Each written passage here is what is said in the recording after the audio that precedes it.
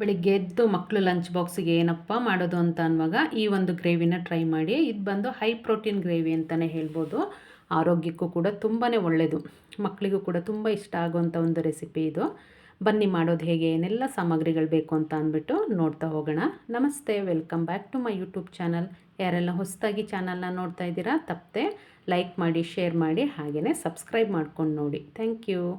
ಇವತ್ತು ಕಪ್ಪು ಕಡಲೆಕಾಳನ್ನ ಉಪಯೋಗಿಸ್ಕೊಂಡು ಒಂದು ಗ್ರೇವಿ ಮಾಡ್ತಾಯಿದ್ದೀನಿ. ಜೊತೆಗೆ ಪಾಲಕ್ ಸೊಪ್ಪನ್ನು ಕೂಡ ಯೂಸ್ ಮಾಡ್ಕೊಳ್ತಾ ಇದ್ದೀನಿ. ನಿಮ್ಮ ಮನೆಯಲ್ಲಿ ಎಷ್ಟು ಜನ ಇದ್ದಾರೆ ಅದಕ್ಕೆ ಅನುಗುಣವಾಗಿ ನೀವು ಕಡಲೆಕಾಳನ್ನ ತೊಗೊಳ್ಬೇಕಾಗುತ್ತೆ. ಹೋಲ್ ನೈಟ್ ನೆನೆಸಿರ್ತಕ್ಕಂಥ ಕಡಲೆಕಾಳನ್ನ ಒಂದು ಕುಕ್ಕರಿಗೆ ಹಾಕ್ಕೊಂಡು ರುಚಿಗೆ ತಕ್ಕಷ್ಟು ಉಪ್ಪು, ಹಾಗೆಯೇ ಅದು ಮುಳುಗ್ಲಿಕ್ಕೆ ಎಷ್ಟು ಬೇಕಷ್ಟು ನೀರನ್ನು ಕೂಡ ಹಾಕ್ಕೊಳ್ತಾ ಇದ್ದೀನಿ. ಎಲ್ಲವನ್ನು ಹಾಕ್ಕೊಂಡಾದಮೇಲೆ ಕುಕ್ಕರ್ ಲಿಡ್ನ ಕ್ಲೋಸ್ ಮಾಡಿ 3 ವಿಷಲ್ ಅಥವಾ 4 ವಿಷಲ್ ಬಂತು ಅಂತ ಅಂದರೆ ನಮಗೆ ತುಂಬ ನೀಟಾಗಿ ಕಡಲೆಕಾಳು ಬೆಂದಿರುತ್ತೆ.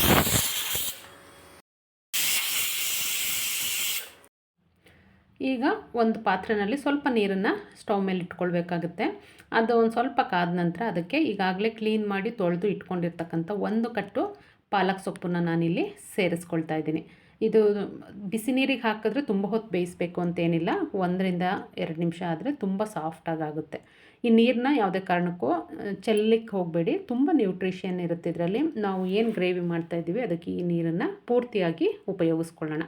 ಆ ಸೊಪ್ಪು ಬೆಂದಿದೆ, ತಣ್ಣಗಾಗ್ಲಿಕ್ಕೆ ಎತ್ತಿಟ್ಟು ಒಂದು ಕಡಾಯಿನ ಇಟ್ಕೊಂಡು ಅದಕ್ಕೆ ಒಂದು 2 ರಿಂದ 3 ಸ್ಪೂನಷ್ಟು ಎಣ್ಣೆನ ಸೇರಿಸ್ಕೊಳ್ತಾ ಇದ್ದೀನಿ. ಹಾಗೆ ರುಚಿ ತುಂಬ ಚೆನ್ನಾಗಿರುತ್ತೆ ಅನ್ನೋ ಕಾರಣಕ್ಕೆ ತುಪ್ಪನೂ ಕೂಡ ಹಾಕ್ಕೊಳ್ತಾ ಇದ್ದೀನಿ, ಒಂದು 2 ಸ್ಪೂನಷ್ಟು. ನೀವು ಬರೀ ತುಪ್ಪದಲ್ಲಾದ್ರೂ ಮಾಡ್ಕೋಬೋದು. ಅದು ಕಾದ ನಂತರ ಅದಕ್ಕೆ ಒಂದು ಪಲಾವ್ ಎಲೆ, 1-2 ಇಂಚು ಚಕ್ಕೆ, ಹಾಗೆಯೇ 1-2 ಲವಂಗ, ಒಂದು ಅರ್ಧ ಸ್ಪೂನಷ್ಟು ಸೋಂಪು, ಇಷ್ಟನ್ನು ಹಾಕ್ಕೊಂಡು ನೀಟಾಗಿ ಫ್ರೈ ಮಾಡ್ಕೋಬೇಕು. ಅದಾದ ನಂತರ ಈರುಳ್ಳಿನ ಸೇರಿಸ್ಕೊಳ್ತಾ ಇದ್ದೀನಿ. ದಪ್ಪದಾದರೆ 1 ಈರುಳ್ಳಿ, ಮೀಡಿಯಮ್ ಸೈಜ್ ಆದರೆ 2 ಈರುಳ್ಳಿನ ಸೇರಿಸ್ಕೊಳ್ಬೋದು. 1 ಸ್ಪೂನಷ್ಟು ಶುಂಠಿ ಬೆಳ್ಳುಳ್ಳಿ ಪೇಸ್ಟನ್ನು ಕೂಡ ನಾನಿಲ್ಲಿ ಸೇರಿಸ್ಕೊಂಡು ನೀಟಾಗಿ ಮಿಕ್ಸ್ ಮಾಡ್ಕೊಳ್ಬೇಕಾಗುತ್ತೆ. ಶುಂಠಿ ಬೆಳ್ಳುಳ್ಳಿ ಪೇಸ್ಟು ಹಸಿ ವಾಸನೆ ಹೋಗೋವರೆಗೂ ಕೂಡ ನಾವಿಲ್ಲಿ ಹುರ್ಕೊಳ್ಬೇಕಾಗುತ್ತೆ.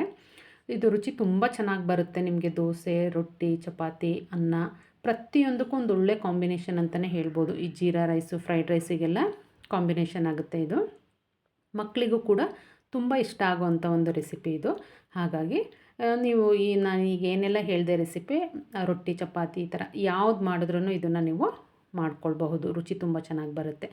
ಈಗಿದು ಶುಂಠಿ ಬೆಳ್ಳುಳ್ಳಿ ಪೇಸ್ಟು ಹಸಿ ವಾಸನೆ ಹೋಗಿದೆ. ಈಗ ಇದಕ್ಕೆ ಕಟ್ ಮಾಡಿ ಇಟ್ಕೊಂಡಿರ್ತಕ್ಕಂಥ ಟೊಮೊಟೊ ಹಣ್ಣನ್ನು ನಾನಿಲ್ಲಿ ಸೇರಿಸ್ಕೊಳ್ತಾ ಇದ್ದೀನಿ. ದಪ್ಪು ಸೈಜ್ದು 1 ಟೊಮೊಟೊ ಹಣ್ಣನ್ನು ನಾನಿಲ್ಲಿ ತೊಗೊಂಡಿದ್ದೀನಿ. ಇದು ಬಂದು ಹುಳಿ ಟೊಮೊಟೊ ಹಣ್ಣು. ನೀವು ಜಾಮೂನ್ ಟೊಮೊಟೊ ಹಣ್ಣು ತೊಗೊಳ್ಳೋದಾದರೆ 2 ರಿಂದ 3 ಟೊಮೊಟೊ ಹಣ್ಣನ್ನು ಸೇರಿಸ್ಕೊಳ್ಬೇಕಾಗುತ್ತೆ.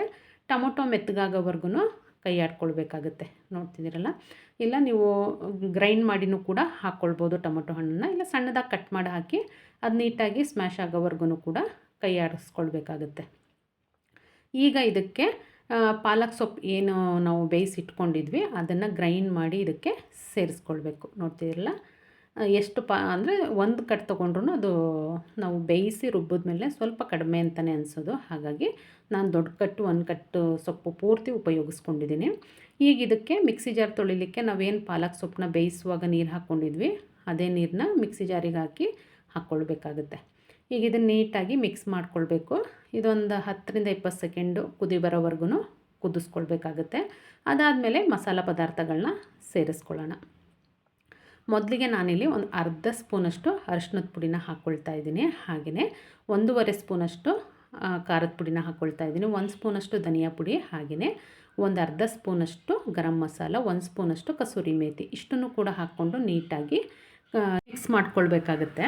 ನೋಡ್ತಿದ್ದೀರಲ್ಲ, ಇದು ಹಸಿ ವಾಸನೆ ಹೋಗೋವರೆಗೂ ಹೀಗೇ ನೀಟಾಗಿ 1 ನಿಮಿಷ ಅಷ್ಟು ಹುರ್ಕೊಂಡ್ವಿ ಅಂದರೆ ಮೀನ್ಸ್ ಕೈ ಆಡಿಸ್ಕೊಂಡ್ವಿ ಅಂತ ಅಂದರೆ ಹಸಿ ವಾಸನೆಯೂ ಕೂಡ ಹೋಗುತ್ತೆ ಮಸಾಲ ಪದಾರ್ಥಗಳದ್ದು.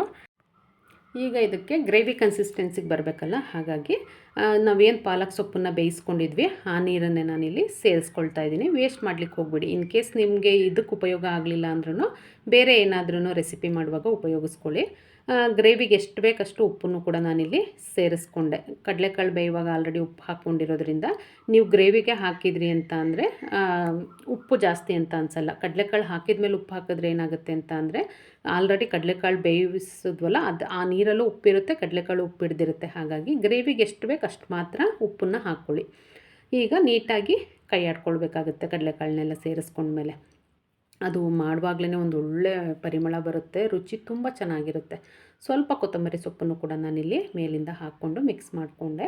ಎಲ್ಲ ನೀಟಾಗಿ ಕೈ ಆಡ್ಕೊಂಡು ಒಂದು 30-40 ಸೆಕೆಂಡ್ ಬೇಯಿಸ್ಕೊಂಡ್ವಿ ಅಂತ ಅಂದರೆ ನಮಗೆ ಕಡಲೆಕಾಳು ಗ್ರೇವಿ ರೆಡಿ ಆಗುತ್ತೆ. ನಾನಿಲ್ಲಿ ಜೀರಾ ರೈಸ್ ಜೊತೆಗೆ ಸರ್ವ್ ಮಾಡಿದ್ದೆ. ಇದು ಬಂದು ಇವತ್ತಿನ ವಿಡಿಯೋ ಆಗಿತ್ತು. ಯಾರೆಲ್ಲ ವಿಡಿಯೋ ನೋಡಿದ್ದೀರಾ ಥ್ಯಾಂಕ್ ಯು. ಮರೀದೆ ಸಬ್ಸ್ಕ್ರೈಬ್ ಮಾಡಿ.